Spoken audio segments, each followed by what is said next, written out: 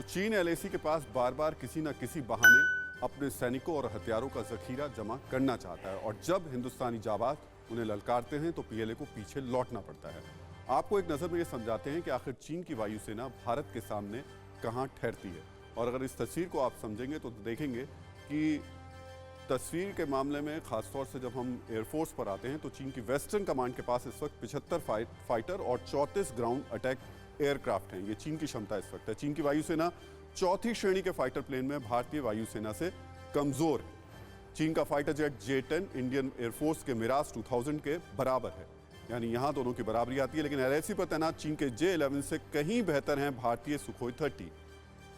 Indian air force में Rafale के 2 squadron शामिल होने से भारत की ताकत और ज्यादा बढ़ी है। चीन के वेस्टर्न थिएटर कमांडो में चौथी जनरेशन के 101 फाइटर जेट हैं, जबकि भारत के पास चौथी जनरेशन के 122 फाइटर जेट विमान मौजूद है। यानी हर मामले में भारत बेहतर है, चाहे वो स्थिति जमीन पर हो चाहे आसमान पर हो। लेकिन चीन से निकलकर अब आपको इजराइल और फिलिस्तीन के बीच जारी लड़ाई की तरफ लेकर चलते हैं, जहां अब तक आपने हमले और तबाही की कई खतरनाक तस्वीरें देखी होंगी।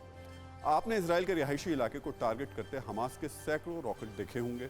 आपने गाजा में हमास के ठिकानों को बम और मिसाइल से तबाह होते हुए देखा होगा। लेकिन अब इजराइल ने निंजा तकनीक से हमला करना शुरू कर दिया है, जिससे हमास के हौसले पस्त हो गए।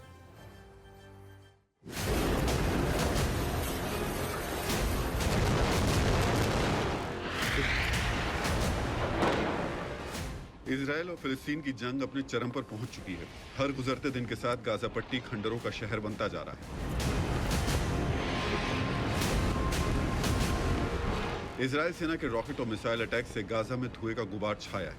हमास ने इजराइल पर रॉकेट दागकर उसे उकसाने की जो गुस्ताखी की, उसका खामियाजा पूरे गाजा पट्टी को भुगतना पड़ रहा है।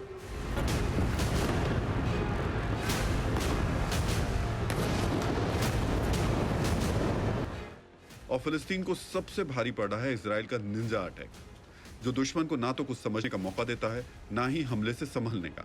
अगर आप सोच रहे हैं कि आखिर गाजा में हुए इजरायली हमलों का निंजा से क्या रिश्ता है, तो सबसे पहले जानिए कि निंजा होता क्या है। दरअसल निंजा मध्यकालीन जापान के उन योद्धाओं को कहा जाता था जो युद्ध के मैदान में दुश्मनों को चौंका देते थे। निंजा का हमला अचानक और अकल्पनीय होता था, और निंजा की तरह ही हमला करता है इजराइल का R9X मिसाइल, जो अपने टारगेट पर इतनी सफाई से अटैक करता है कि आसपास किसी को भनक भी नहीं लगती।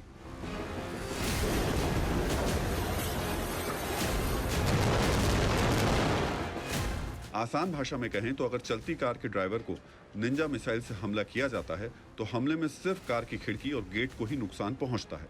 कार के बाकी हिस्से को कुछ नहीं होता और ना ही बगल की सीट पर बैठे दूसरे शख्स को कुछ पता चलता है। तभी तो R9X को निंजा मिसाइल भी कहा जाता है, जिसने हमास के होश फाख्ता कर रखे हैं। अब आपको R9X मिसाइल या कहें निंजा मिसाइल के बारे में बता देते हैं। दरअसल R9X मिसाइल हेलफायर रॉकेट का वेरिएंट है। इसमें हेलफायर मिसाइल का लेजर टारगेटिंग सिस्टम होता है, जिसमें विस्फोटक की जगह 6 घातक मेटल ब्लेड लगे होते हैं। ये किसी स्पॉट के बदले एक इंसान को निशाना बनाते हैं।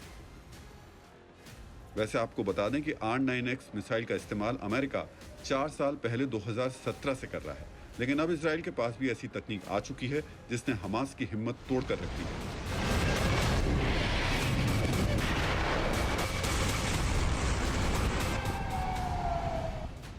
हालांकि हमास और फिलिस्तीन को बाहर से भी बड़ा समर्थन मिल रहा है और कई मुस्लिम देशों ने इजराइल के खिलाफ आवाज बुलंद कर रखी है, जबकि लेबनान तो रॉकेट दागने से भी बाज नहीं आ रहा।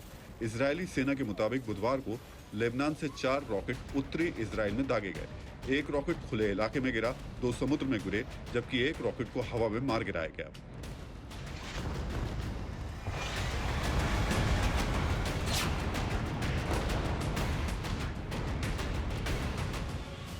हालांकि इजराइल पर हुए रॉकेट हमले को लेबनान में एक्टिव आतंकी संगठन हिजबुल्लाह की करतूत बताया जा रहा है, लेकिन इजराइल ने इसे लेबनान का हमला बताते हुए जवाबी कार्रवाई में देरी नहीं की, जिसके बाद एक बार फिर 2 देशों के बीच का यह तनाव तीसरे विश्व युद्ध को दावत देता नजर आ रहा है।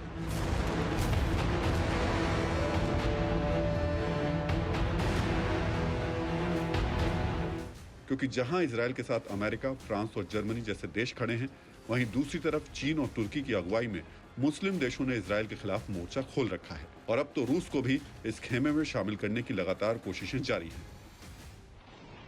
जाहिर है, अगर ऐसा हुआ तो करीब 200 किलोमीटर के दायरे में भड़कते ये शोले समूचे विश्व को अदावत की आग में झोंक डालेंगे और तब ऐसी तबाही मचेगी जिसका अंदाजा लगाना भी मुश्किल है।